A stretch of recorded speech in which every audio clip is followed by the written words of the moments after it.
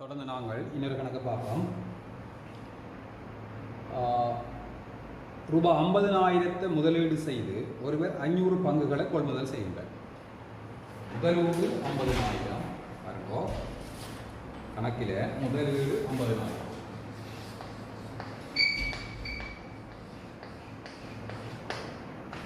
பங்குகளின் எண்ணிக்கை 500. இது ரூபாய். பங்குகளின் எண்ணிக்கை 500. முதலீடு செய்து ரூபாய் 50,000 முதலீடு செய்து 500 பங்குகளை கொள்முதல் செய்யும் ஒருவருக்கு கம்பெனி பங்கொன்றுக்கு ரூபாய் ஒரு வருட பங்கு லாபம் ரூபாய் 4 வாங்க. ஒரு கம்பெனியில் 50,000 முதலீடு செய்து 500 பங்குகளை வாங்கும் ஒருவருக்கு கம்பெனி ரூபாய் 4 வருட பங்கு லாபமாக பங்கொன்றுக்கு வழங்குகிறது. முதலாவது கேள்வி என்னென்றால், அவர் வாங்கின பங்கொன்றின் விலையாகும். ஒரு பங்கின் விலை, ஒரு பங்கின் விலை. ஒரு பங்கின் விலை என்றால் மொத்த முதலீடு 50,000, பங்களின் எண்ணிக்கை 500. ஒரு பங்கின் விலை என்றால் முதலீடு 50,000 ஒரு பங்களின் எண்ணிக்கையால் பிரித்து விட்டால் எத்தனை பங்கு? முதலீடு 50,000, பங்களின் எண்ணிக்கை 500. அப்போ எத்தனை பங்குகளை ஒரு பங்கிட்ட விலை என்னன்னு கேட்டால் இது ரூபாய் 500 பங்குகள் பிரித்து விட்டால் ரூபாய் 100. பங்கொன்றின் விலை என்ன? ரூபாய் 100. அப்போ அடுத்தது இரண்டாம் கேள்வி என்னன்னா, மொத்த பங்கு லாபம். மொத்த பங்கு லாபம் ஒரு பங்குக்கு ரூபாய் 4. அப்போ 500 பங்குக்கு அப்போ எவ்வளோ வரப்போகுது? 20,000.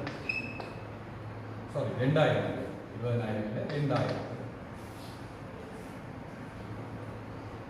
மொத்த பங்கு லாபம் 2,000.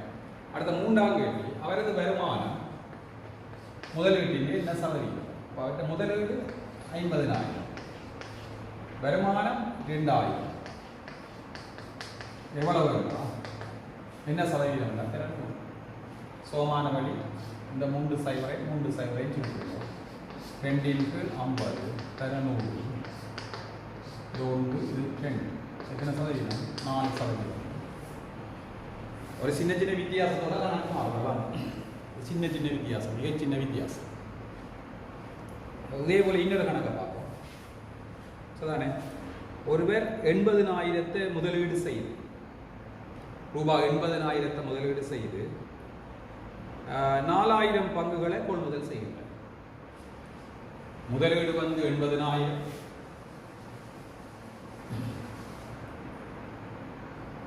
முதலீடு 80,000,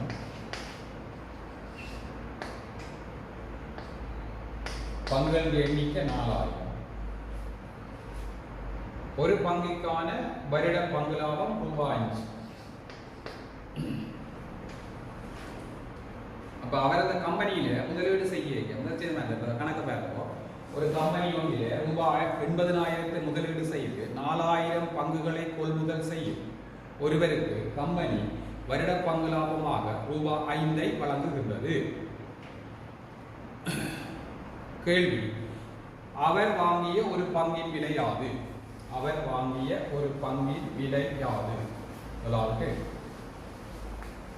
சரியா? அப்ப பங்கின் விலை என்றால் முதலீடு எவ்வளவு? 80,000. ஒரு பங்கின் விலை, பங்கின் எண்ணிக்கை எவ்வளவு? 4,000. அப்ப 4,000 பிரிச்சு விட்டா ரூபாய் 20. ஒரு பங்கின் விலை ரூபாய் 20. இப்போ மொத்த பங்கு லாபம் பார்க்கலாம். ஒரு பங்குக்கு எவ்வளவு பங்கு லாபம்? 5 ரூபாய். எத்தனை பங்கு? 4,000. ஆகவே எவ்வளவு வரப்போகுது? 20,000. மொத்த பங்கு லாபம் 20,000. அப்ப இந்த வருமானம் முதலீட்டின் என்ன சதவீதம் என்றால் 20,000. எவ்வளவு முதலீடு? 80,000. எவ்வளவு முதலீடு சதவீதம் என்ன? 100. இதில் ஈஸியாக நாங்கள் 4 சைவர் 4 சைவர் படிக்கிறோம். இது ஒன்று 1 இது 4 100 × 4% எவ்வளவு 25%. நான் ஒரேவாகவே சுருக்கிக் கொள்ளலாம், பிரச்சனை இல்லை. ஒரேவாகவே நாங்கள் அதில் சுருக்கி போட்டு 25% போடலாம். நான் அந்த விளக்கத்துக்காக கொஞ்சம் அடுத்த ஸ்டெப் எழுதி போட்டுருக்கேன், அவ்வளோதான். சரிதானே? சரி, அடுத்தது பார்ப்போம். எல்லாம் ஒரு சின்ன சின்ன வித்தியாசம் தானே. பாருங்க கணக்கு, இந்த அட்டவணையில் உள்ள கணக்கை தான் நான் மாற்றி தாருனேன். ஒரு கம்பெனியில் ஒரு பங்கின் விலை ரூபாய் 30 இருக்கும்போது ரூபாய் 30,000 முதலீடு செய்யும் ஒருவர். ஒரு கம்பெனியில் ஒரு பங்கின் விலை ரூபாய் 30. இதுதானே ஒரு பங்கின் விலை ஃபுல்லாக அடிப்பேன், கொஞ்சம் வித்தியாசம்.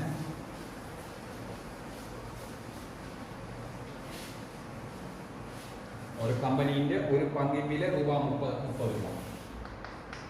ஒரு பங்கின் விலை ரூபாய் 30, முதலீடு வந்து ரூபாய் 30,000. சரியா?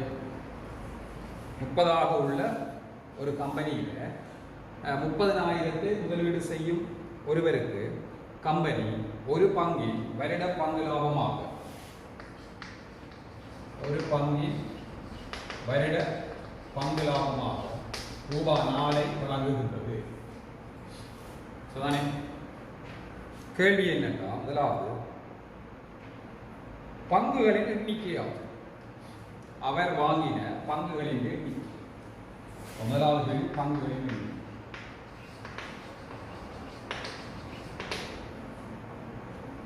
முதலீடு 30,000, ஒரு பங்கின் விலை ரூபாய் 30. என்னது 0 0 1000 பங்குகள்.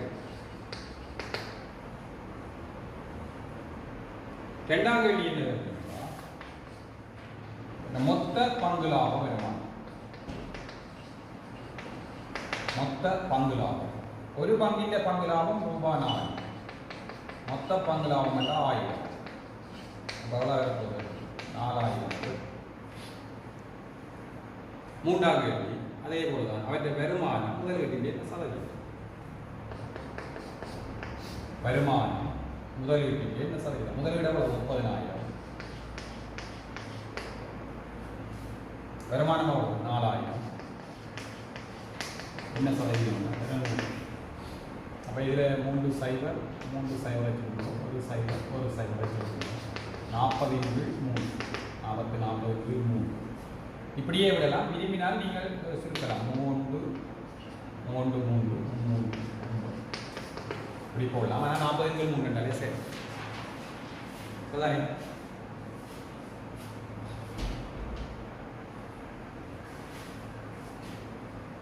அடுத்த இன்னொன்று பார்ப்போம்.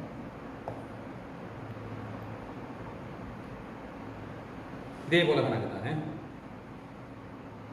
ரூபாய் 135,000 முதலீடு செய்யும் ஒருவர். ரூபாய் 130 முதலீடு, அந்த கம்பெனியில் முதலீடு ரூபாய் 135,000 முதலீடு செய்யும் ஒருவர் அந்த கம்பெனியில் ரூபாய் 45 பெருமானம் உள்ள பங்குகளை கொள்முதல் செய்கிறார். ரூபாய் 45 பெருமானம் உள்ள பங்குகளை கொள்முதல் செய்கின்ற கம்பெனி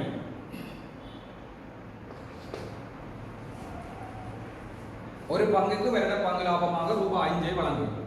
ஒரு பங்குக்கு வருட பங்கு லாபமாக ரூபாய் 5 வழங்குகின்றது. முதலாவது கேள்வி பங்குகளின் எண்ணிக்கை. அதே போல சேம் கேள்வி, பங்குகளின் எண்ணிக்கை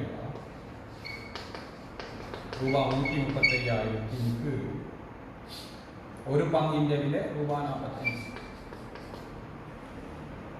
அப்போ 45ஆல் 135 எத்தனை முறை எடுக்கலாம்? 3 முறை.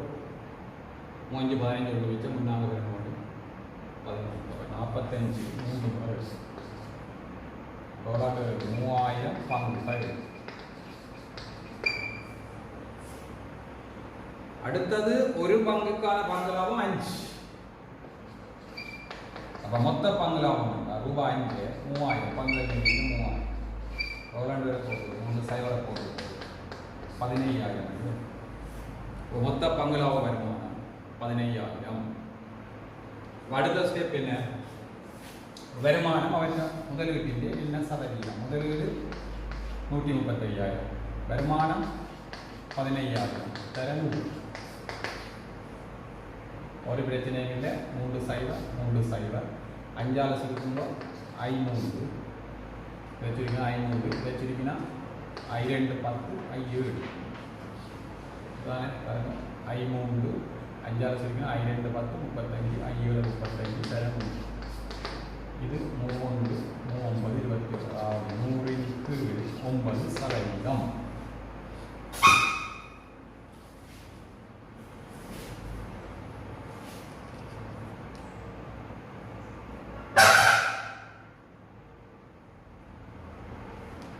9%. சரியா?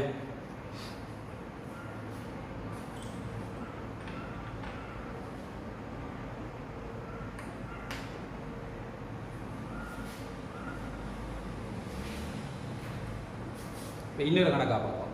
இது அட்டவணையில் உள்ள கணக்கு தான். கணக்கை நான் மாற்றித்தாரேன்.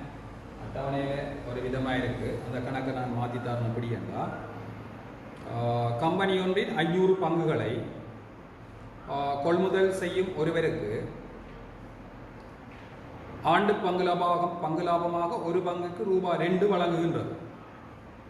ஆண்டு பங்குலாபமாக ரூபாய் 2 வழங்குகின்றது. இதங்களோட புத்தகத்தின் 17ஆம் பக்கத்தில் உள்ள அட்டவணை. அதானே கேள்வி. ஆண்டு பங்குலாப வருமானம் என்ன? சின்ன கேள்வி. என்ன வலு சின்ன கேள்வி என்னண்டு பாருங்க.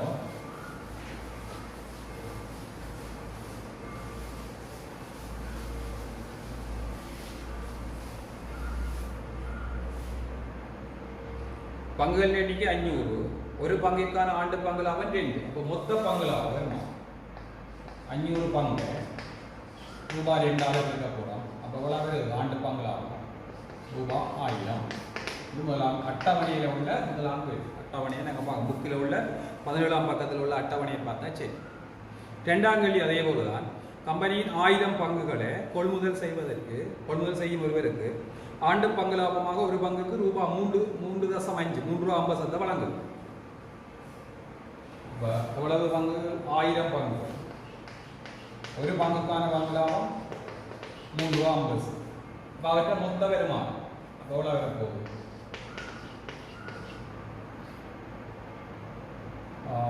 3.5 100 1000 4 சைவரை போட்டு கஸ்தூரிகள் கேள்வி எவ்வளோ போகுது? ரூபாய் 3000. அதுதானே இது. அதில் உள்ள 2வது கணக்கு. சின்ன சின்ன கணக்கு. அட்டவணையை பூர்ணப்படுத்த கணக்கு. 3ஆம் கணக்கு பார்க்கலாம். அவருக்கு மொத்த பங்குலாப வருமானமாக 5,000 ரூபாய் வழங்கும். மொத்த பங்குலாப வருமானம் ரூபாய் 5,000. ஒரு பங்கின் பங்கு லாபம் ரூபாய் 5. இப்போ கேள்வி என்னன்னா, அவர் எத்தனை பங்குகளை கொள்முதல் செய்தார்? இப்போ பங்குகளின் எண்ணிக்கை மொத்த பங்கு லாப வருமானம் 5,000. ஒரு பங்கின் பங்கு லாபம் 5. அவை மொத்த பங்கு லாபத்துக்கு ஒரு பங்கின் பங்கு லாபத்தில் இருந்துச்சு 1000.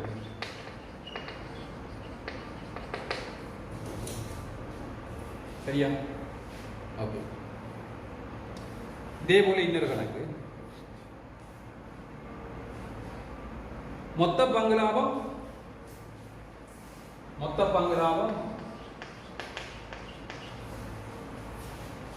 500,000. மொத்த பங்கு லாபம் 500,000. ஒரு பங்கின் பங்கு லாபம் 4. ஒரு பங்கின் பங்கு லாபம் ரூபாய் 2.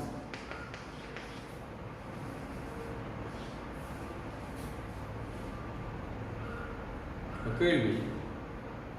பங்குகள் எண்ணிக்கை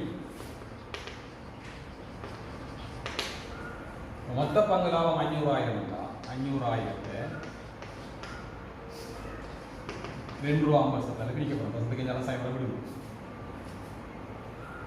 அப்போ என்ன சுகமான வழி இதை முழுவண்ணாக்குங்க 25 முழுவண்ணாக்கினால் அங்கால ஒரு சைவரை போட்டுருங்க அவ்வளோ ஒரு தசமானம் அங்கால போனால் இங்கே ஒரு சைவரை போடும் இப்போ 25 இது 2 எவ்வளோ வேற போகுது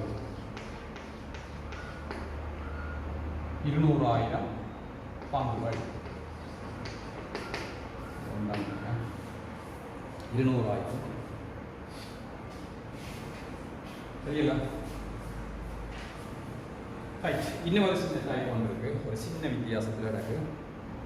கம்பெனிகளில் 2000 பங்குகளை கொள்முதல் செய்யும் ஒருவருக்கு ரூபாய் 8,000 பங்கு லாப வருமானமாக வழங்க வேண்டும். மொத்த பங்கு லாப வருமானம் சரியா? ஒரு மொத்த பங்கு லாப வருமானம் மொத்த பங்கு லாப வருமானம் ரூபாய் 8,000 பங்குகளின் எண்ணிக்கை 2000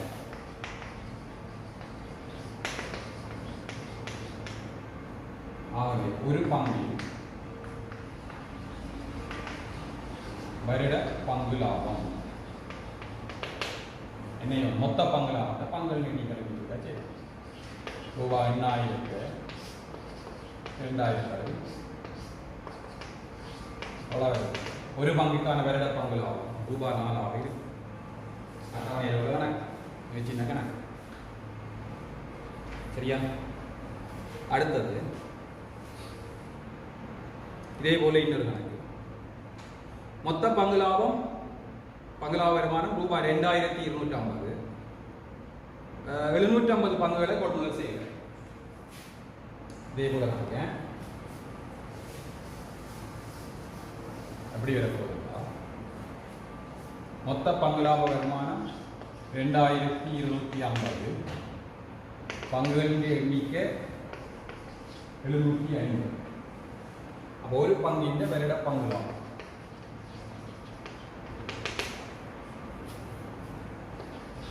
2,250 750 சைவரையும் 75 2 முறை 150 3 முறை 225 பங்கு லாபம் ரூபாய் 750 சைவரை வெட்டாமல் பார்த்தாலும் சரி. இப்போ நாங்கள் இந்த கணக்கில் உள்ள அட்டவணையெல்லாம் சரி அட்டவணையில் வந்த கணக்கெல்லாம் சரி அட்டவணையில் உள்ள கணக்கு எல்லாமே சரியாக இருக்குது, ஒரு பிரச்சனையும் இல்லை சரியா? இவ்வளவு வந்து சின்ன சின்ன விஷயங்கள் பகுதி ஒன்றுக்கு வரக்கூடிய சின்ன சின்ன விஷயங்கள். இப்போ நாங்கள் இந்த 17ஆம் பக்கத்தில் உள்ள 3ஆம் கணக்கு பார்ப்போம். அது பெரிய கணக்கு சரியா? 17ஆம் பக்கத்தில் உள்ள 3ஆம் கணக்கு பார்ப்போம்.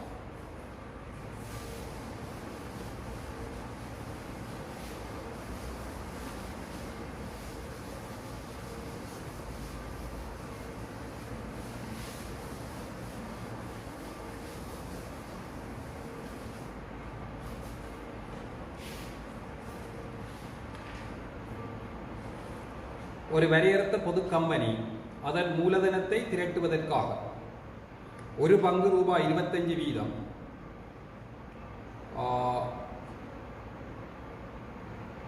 10 மில்லியன் பங்குகளை பொதுமக்களுக்கு வழங்குகின்றது. ஒரு பங்கின் விலை ரூபாய் 25. ஒரு பங்கின் விலை ரூபாய் 25. மொத்த பங்குகளின் எண்ணிக்கை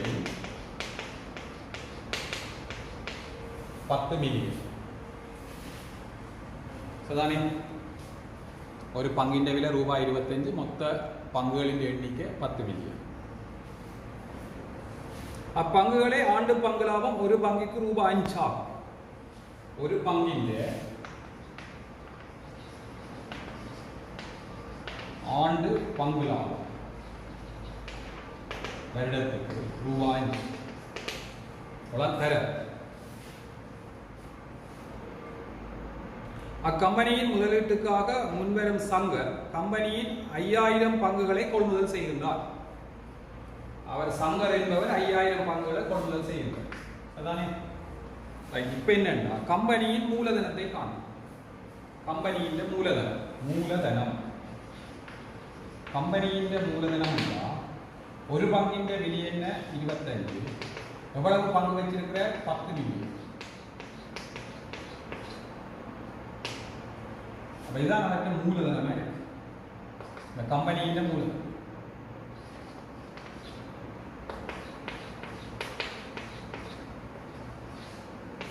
சரியா?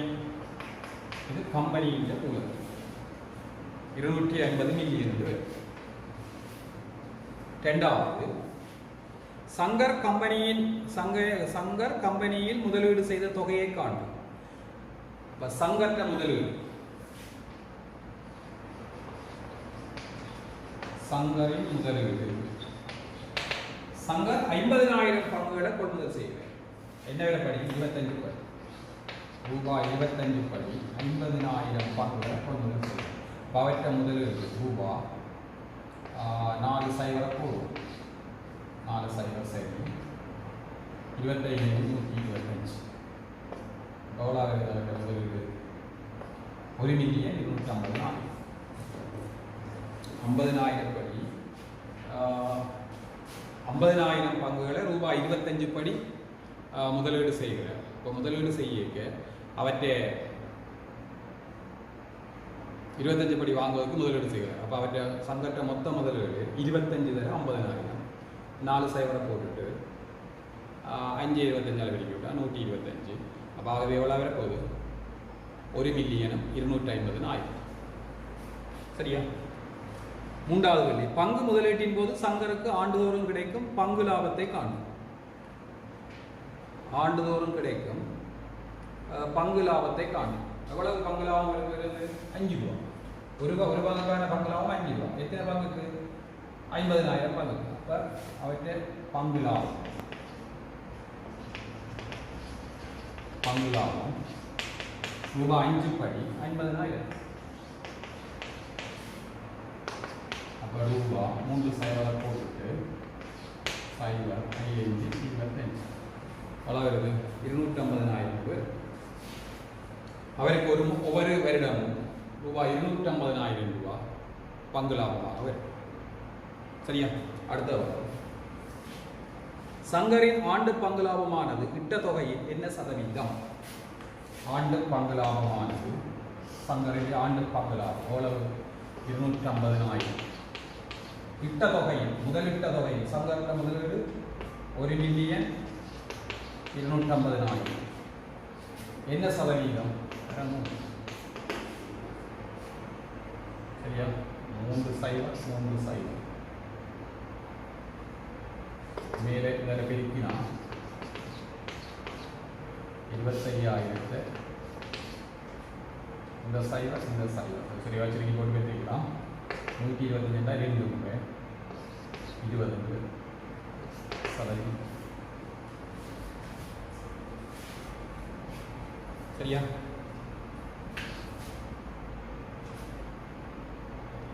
இது பங்கு லாபம் சம்பந்தமான ஒரு 5 கேள்விக்குரிய ஒரு கொஞ்சம் பெரிய கேள்வி, 5 கேள்விக்குரிய கேள்வி. சரிதானே? இதில் இன்னும் ஒரு கேள்வியை தேவையாண்டா நாங்கள் பார்க்கலாம். இன்னும் ஒரு கேள்வியை பார்ப்போம். அந்த 17ஆம் பக்கத்தில் உள்ள 4ஆம் கேள்வி, 17ஆம் பக்கத்தில் உள்ள 4ஆம் கேள்வி. ஆண்டு பங்கு லாபத்தை ஒரு பங்கிற்கு ரூபாய் 3 வீதம் செலுத்தும் கம்பெனி ஒன்றில் குறித்த எண்ணிக்கையான பங்குகளை ஒருவர் ரூபாய் 20 வீதம் சந்தானம் கொள்வனவு செய்கிறார். அவர் முதலீட்டிலிருந்து ஆண்டின் இறுதியில் ரூபாய் 12,000 பங்கு லாப வருமானமாக பெறுகின்றார். சரியா? அந்த அட்டவணையில் செய்த கணக்கின் ஒரு விரிவு தான். அட்டவணையில் சுருக்கமாக செய்தது, இதில் ஒரு கொஞ்சம் விரிவாக செய்திருக்கோம். பார்ப்போம்.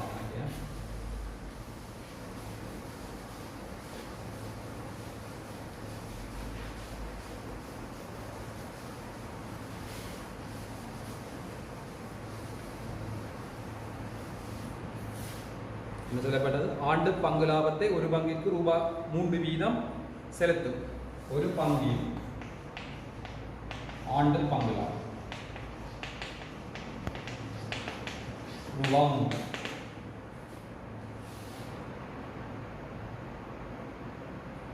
ஒரு பங்கின் விலை ரூபாய் 20. ഒരു പങ്കിൻ്റെ വില രൂപ 20.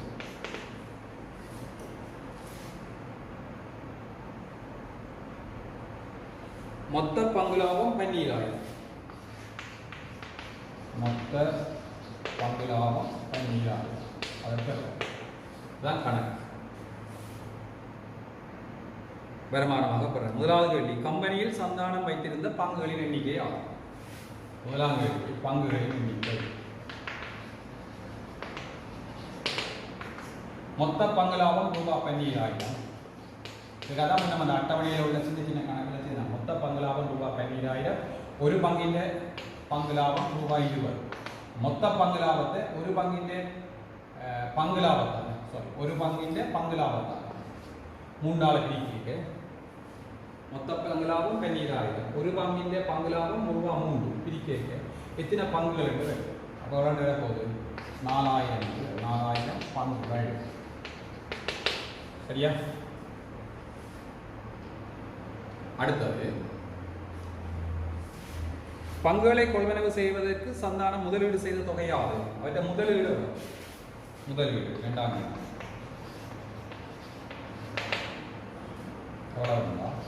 ரூபா ஒரு பங்கின் விட ரூபாய் 20. எத்தனை பங்கு கொள்வனவு செய்கிற? 4,000. ஆகவே 3 சைவர் 2 சைவர் 4 எவ்வளோ முதலீடு செய்கிற? 80,000 முதலீடு செய்கிற. அதானே? அப்போ சங்கட்ட முதலீடு 80,000 இருக்கு. சரியா? இப்போ இந்த பக்கத்தில் உள்ள கடைசி கணக்கு என்ன கணக்குண்டா? 5. கணேசன் தன்னிடமிருந்த ரூபாய் 100,000 தொகையில் அரைவாசியை குறித்த கம்பெனியில் ஆண்டுதோறும் ஒரு பங்கிற்கு ரூபாய் 4 வீதம் செலுத்தும் ரூபாய் 25 பங்குகளை ஒரு குறித்த எண்ணிக்கையை கொள்வனவு செய்வதற்கும் மீதியை அரையாண்டிற்கு 12% வட்டியை வழங்கும் ஒரு நிதி நிறுவனத்தில் வைப்பு செய்வதற்கு தீர்மானித்தார். பங்கும் இருக்கு, நிலையான வைப்பும் இருக்கு. ஓராண்டின் பின்னர் கணேசனுக்கு எந்த முதலீடு அனுகூலமானது என்பதை காரணம் காட்டி துணிக. அவர் என்ன செய்ய போறாருன்னா, பங்குகளிலே முதலீடு செய்கிறார், அதே நேரம் வைப்பிலையும் செய்கிறார், நிலையான வைப்பையும் செய்கிறார், பங்கு முதலீடு செய்கிறார். எவ்வளவு வேண்டாம்? அவர்கிட்ட கணேசன்கிட்ட கிடந்த காசு ரூபாய் 100,000 கிடக்கு. அரைவாசியை பங்கு முதலீடு, பங்குகளில் அரைவாசி அதாவது 50,000. நிலையான வைப்பு 50,000 தான். என்ன வைப்பு? வங்கி வைப்பு. சரியா? முதலீடு செய்கிறார். இப்போ இதில் அவர் முதலீடு செய்ய ரூபாய் ஆண்டு பங்கு லாபம் ஒரு பங்குக்கு ரூபாய் 4 வீதம் 25 பங்குகளை கொள்முதல் செய்கிறார். ரூபாய் 25 வீதம் பங்குகளை கொள்முதல். அப்போ இவர் வாங்கிய பங்குகளின் எண்ணிக்கை ரூபாய் 50,000. ஒரு பங்கின் விலை ரூபாய் 25. இப்போ எத்தனை வருங்க? 2,000 பங்குகளை கொள்முதல் செய்கிறார். அப்போ மொத்த பங்கு லாபம்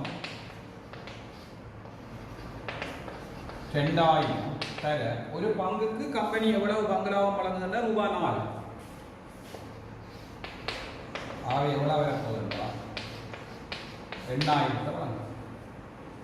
கம்பெனி ஒரு வருடத்தில் மொத்த பங்கு லாபமாக 50,000க்கு 8,000 ரூபாய் வருமானத்தை வழங்கும். இதே நேரம் இவர் அரை ஆண்டிற்கு மீதியை அரை ஆண்டிற்கு 12% வட்டியை வழங்கும் ஒரு நிதி நிறுவனத்தில் வைப்பு செய்வதற்கு தீர்மானித்தார். அரை ஆண்டு 100க்கு 12 செய்யலாம். அரை ஆண்டுக்கு 100 12% வட்டி. 100க்கு 12 எவ்வளவு? 50,000. இது அரை ஆண்டு. எவ்வளவு?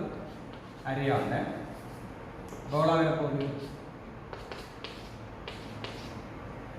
0.15 ஆகும். 50,000 0 போடணும். 2 0 2 0 500 12 6,000. சரியா? 6000 பேர். இது அரை ஆண்டு. அப்போ ஒரு ஆண்டுக்கு 6000 தர 2 12000 சரிதானே? 12000. அப்போ நிலையான வங்கியில வைப்புறைக்கு அவருக்கு ஒரு ஆண்டுக்கு 12000 வருது. அதே நேரம் பங்கு லாபத்தால் மொத்த பங்கு லாப வருமானமாக ரூபாய் 8000 வருது. அப்போ அவருக்கு கேள்வி என்னன்னா அனுகூலமானது என்பதை, அதாவது கணேசனுக்கு எந்த முதலீடு அனுகூலமானது? இதால வாங்குறது 8000, இதால வாங்குறது 12000. ஆகவே அவருக்கு வங்கி வைப்புன்றது அனுகூலமானது. கூடிய லாபம் இது 12000 கிடைக்குது, இது 8000 கிடைக்குது. அப்போ 12000 வருமானமாக கிடைச்சாச்சு. இது அரை ஆண்டுக்கான 100க்கு 12 50000. இது அரை ஆண்டுக்கு தான் அவ்வளோ. இப்போ அரை ஆண்டுக்கு தான் 6000. ஒரு ஆண்டுக்கு 6000 பண்ணிக்கிறார் தானே? அதில் தெளிவாக பார்க்கணும். அதெல்லாம் புலவர்கள் ஆனால் தெளிவாக பார்த்தா சரி. அப்போ அவர்கிட்ட மிகச்சிறந்த முதலீடு எதாக இருக்குமெண்டா வங்கி வைப்பாத்தான் இருக்கும். என்ன வைப்பில் 50000 கொண்ட வைப்பில் இட்டால் அவருக்கு கூடின வருமானம் கிடைக்கும். அதான் ஆகவே தொடர்ந்து இந்த பங்குகள் என்ற இந்த பாடத்தினூடாக இந்த பாடத்தினூடாக உங்களை இன்னும் இந்த சில கடினமான கணக்குகள் இருக்குது. இன்னும் ஒரு 2 தொகுதிக்கூடாக உங்களை சந்திக்க இருக்கிறோம். அப்போது இந்த பங்குகள் தொடர்பான கடின பிரச்சனைகள், அதாவது பகுதி 2க்கு வார கணக்குகளுக்குள்ளாக செய்யக்கூடிய நிலைமை உண்டாக்கி விடலாம் என்ற ஒரு நம்பிக்கையோடு தொடர்ந்து வரும். நமது இந்த வீடியோக்களை பார்க்குறதுக்கு எங்களோட சேனலை சப்ஸ்கிரைப் பண்ணுங்க. சப்ஸ்கிரைப் பண்ணி போட்டு அந்த பெல் பட்டனே இருக்க அமர்த்துங்க. ஷேர் பண்ணுங்க, லைக் பண்ணுங்க. நன்றி, வணக்கம்.